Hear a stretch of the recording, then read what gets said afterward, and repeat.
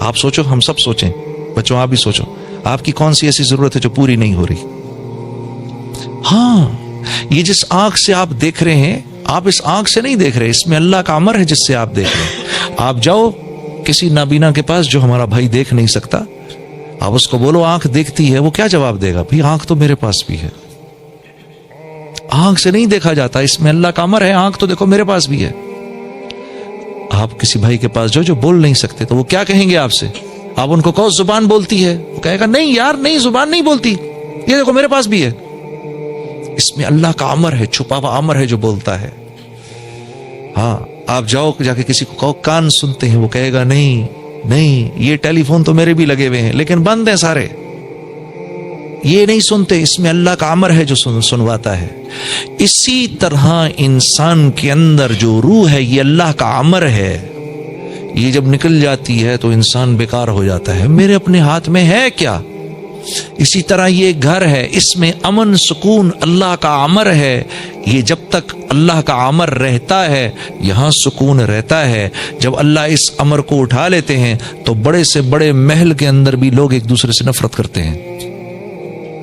اسی طرح لوگوں کے دل آپس میں جڑے ہوں، محبتیں ہوں، یہ اللہ کا امر ہوتا ہے۔ اللہ دلوں کو جوڑ دیتے ہیں، جیسے بلال حبشی حبشہ کے رہنے والے تھے، ہاں، اور وہ صہیب رومی روم کے رہنے والے تھے، اور سلیمان فارسی فارس کے رہنے والے تھے، اور ہاں یہ دیکھو یہ شیخین یہ تو مکے کے رہنے والے ہیں، اور ان انصاری صحابہ کو دیکھو یہ تو مدینے کے رہنے والے ہیں۔ لیکن اللہ رب العزت کا امر تھا ان کے دلوں کو جوڑنا ہے۔ قرآن میں کتنی یمنون علیک ان اسلموا، قل لا تمنوا علی اسلامکم بل اللہ یمن علیکم ان ہداکم للایمان ان کنتم صادقین۔ کیا بات ہے، یہ میرے نبی ان سے کہیں زیادہ باتیں نہ کریں، ہاں، کہ انہوں نے آپ پہ کوئی احسان نہیں کیا، آپ نے ان پر احسان کیا ہے، ہم نے ان پر احسان کیا ہے کہ ان کو دین کا وہ دے دیا تاکہ ان پر رحم کریں، دین کی سمجھ دے دی تاکہ ان پر رحم کریں، ان کے دلوں کو جوڑ دیا۔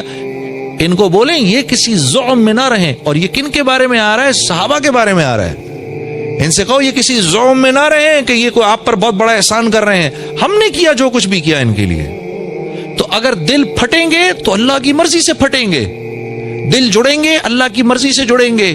جب آدمی اللہ سے معافی مانگتا ہے اللہ خوش ہو کے دلوں کو جوڑ دیتے ہیں۔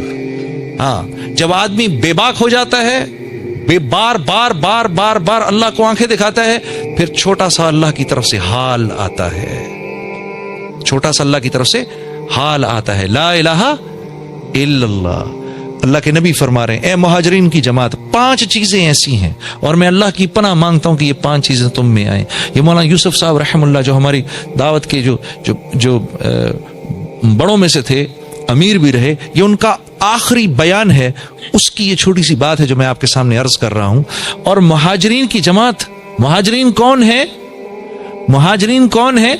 یہ ٹاپ براس سے کہہ رہے ہیں اللہ کے نبی، سابقون الاولون سے کہہ رہے ہیں، جو ٹاپ براس بیٹھی ہے سامنے ان سے کہہ رہے ہیں، جو کہ مر مٹنے کو تیار ہیں، سب کچھ چھوڑنے کو تیار ہیں، جن کی اللہ تعریفوں پہ تعریف کر رہے ہیں۔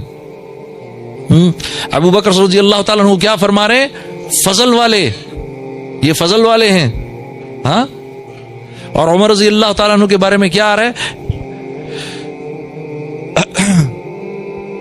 وہ عرفہ سے صحابہ واپس ہو رہے ہیں تو جبرائیل امین آئے، یا رسول اللہ، اللہ رب العزت آپ کے صحابہ پر اس وقت فخر فرما رہے ہیں، اور خاص طور پر عمر بن خطاب پر فخر فرما رہے ہیں۔ آسمانی عمر فی الجنہ، ابو بکر فی الجنہ، عمر فی الجنہ، عثمان فی الجنہ، علی فی الجنہ، عبد الرحمن بن عوف فی الجنہ، زبیر بن عوام فی الجنہ، سعید فی الجنہ، طلحہ بن عبید اللہ فی الجنہ، سعد بن ابی وقاص فی الجنہ، ابو عبیدہ بن جرح فی الجنہ۔ یہ 10 کو تو منہ پر کہہ دیا، سب جنتی ہیں۔ کیا کیا بشارتیں مل رہی ہیں، ان سے فرما رہے ہیں میں تمہیں کہہ رہا ہوں 5 چیزیں تم میں نہ آئیں کبھی بھی۔ پہلی کہ جو قوم کھلم کھلا بے حیائی شروع کر دیتی ہے، اور یہ مسلمانوں کے بارے میں کہا جا رہا ہے، یہ غیروں کو نہیں کہا جا رہا، غیروں کے ساتھ اللہ کا معاملہ دوسرا ہے، ہمارے ساتھ اللہ کا معاملہ دوسرا ہے۔ ان کو ان کی نیکیوں پر اللہ دنیا میں دے دیتا ہے، ان کی उनकी बुराइयों पर उनकी पकड़ नहीं होती। हमारे साथ हमारी नेकियों पर हमको हयातुन तय्यबा मिलती है, खूबसूरत जिंदगी मिलती है, अजर अल्लाह क़यामत के लिए रखते हैं। और बुराई जो हो उस पर पकड़ आ जाती है। क्यों पकड़ आ जाती है? क्योंकि हमें अल्लाह दुनिया से जब ले जाते हैं तो अल्लाह की मंशा है कि अपने इस बंदे को गुनाहों से पाक करके लेके जाऊं, ताकि आखिरत के अजाब से इसको बचा लूं, दून अल अजाबिल अकबर लअल्लहुम यरजिऊन। मैं नहीं चाहता कि ये दुनिया की बुराइयां लेकर मेरे पास आए और फिर आखिरत के बड़े अजाब में मुब्तला हो। मैं चाहता हूं कि दुनिया में इसकी खिंचाई थोड़ी सी करके इसको पाक साफ कर दें, ताकि ये आखिरत के बड़े अजाब से बच सके। और इसकी वजह ये है ताकि ये मेरी तरफ रुजू करे, माफी मांगे। तो आपने फरमाया जो कौम खुल्लम खुल्ला बेहयाई करती है, उस कौम में ऐसे अमराज आते हैं जिसका उनसे पिछलों ने कभी सुना नहीं होता। ऐसी अमवात आती हैं कि उसका उनसे पिछलों ने कभी सुना नहीं होता। जो कौम नापतोल में कमी करती है, यानी जिसके ताजिर बेईमान हो जाते हैं, हाँ, तो उस कौम पर अल्लाह की तरफ से जालिम बादशाह का तसल्लुत हो जाता है, जो ना उनके बड़ों की इज्जत करता है ना बच्चों पर रहम खाता है। जो कौम ज़कात रोकती है उस पर बारिश रोक दी जाती है कि एक कतरा आसमान से न गिरे अगर दुनिया में बेजुबान जानवर ना हो। जो कौम अमानतों को हड़प करती है, वादा खिलाफ हो जाती है। मैं और आप इस वक्त इस माशरे में सबसे बड़ी वादा खिलाफी कौन सी कर रहे हैं? जो हम सब कर रहे हैं इस वक्त। एक वादा खिलाफी मैं आपसे कर रहा हूं, आप इनसे कर रहे हैं, वो इनसे कर रहे हैं, वो उनसे कर रहे हैं, वो उनसे कर रहे हैं। हम सब एक दूसरे से एक किया हुआ वादा उसके खिलाफ चल रहे हैं, सब के सब। और वो क्या है? रेड लाइट को तोड़ना, जानबूझ के रेड लाइट तोड़ना। मेरा हक नहीं है इस वक्त जाने का। हम 40 गाड़ियां खड़ी हुई हैं रेड लाइट के ऊपर, एक आदमी तोड़ के निकलता है, हम 40 लोग देख रहे हैं कि इस जालिम ने, और यहां से आने वाली गाड़ियां हैं, हम सब देख रहे हैं इस जालिम ने इसको नहीं तोड़नी चाहिए थी, ये इसने हमसे वादा किया है, इस मुल्क के कानून को पूरा करने का वादा किया है, ये तोड़ के निकल गया। तो जिस कौम में आम तौर पर वादा खिलाफी आ जाती है, जिस कौम में आम तौर पर अमानतों का हड़प करना आ जाता है, अल्लाह के नबी ने फरमाया अल्लाह उस कौम को उसके दुश्मनों के हवाले कर देते हैं। ऐसे मेरे हाथ बंधे हुए हों,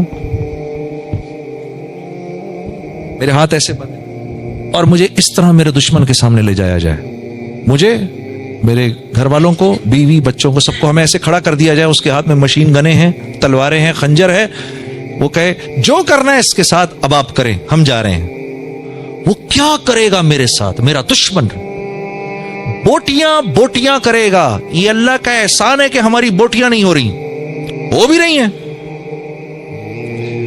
रही हैं, लेकिन मालिक का एहसान है कि मैं और आप जिंदा हैं। जो कौम अमानतों को हड़प करती है, जो कौम वादा खिलाफी करती है, उस कौम को अल्लाह उसके दुश्मनों के हवाले करता है। फिर आपने फरमाया वो लोग उनके घरों में घुसकर उनके मालों को लूटते हैं। उनके दुश्मन उनके घरों में घुस के उनके मालों को लूटते हैं। मैं आपको हदीस के अल्फाज बता रहा हूं। 5वीं बात, फिर आपने फरमाया जो कौम अल्लाह के कानून को तोड़ती है, उनमें आपस में खाना जंगी हो जाती है। कल परसों एक साथी बैठकर अमेरिका को बुरा भला कह रहा था, मैं सुन रहा था, मैंने कहा यार चलो सारी बातें छोड़ो उनकी, जितने भी हैं, अरे 50 मुल्क एक हुए हुए हैं यार, कुछ तो सोचो यार, 50 मुल्क एक हो गए हैं। हाँ, हिंदुस्तान में 196 बोलियां हैं। कितनी बोलियां हैं जी? 196 बोलियां हिंदुस्तान में। हाँ, एक हुए। अरे क्यों तोड़ा हिंदुस्तान? अरे भाई क्यों मांगा पाकिस्तान यार?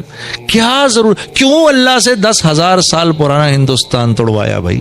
ये तो बताओ यार, खुदा के बंदो, कुछ तो जरा हम एक दूसरे से बात करें। क्यों करवा दिया भाई? क्यों अल्लाह के पीछे पड़ गए? या अल्लाह ऐसा मुल्क दे जहां तेरे हबीब की जिंदगी को जिंदा करें हम। ऐसा मुल्क दे या अल्लाह जहां इखलाक वाले मुसलमान हों। अल्लाह ऐसा मुल्क दे जहां पर अच्छे मामलात वाले ताजिर हों। या अल्लाह ऐसा मुल्क दे जहां पर रहीम करीम हुक्मरान हो।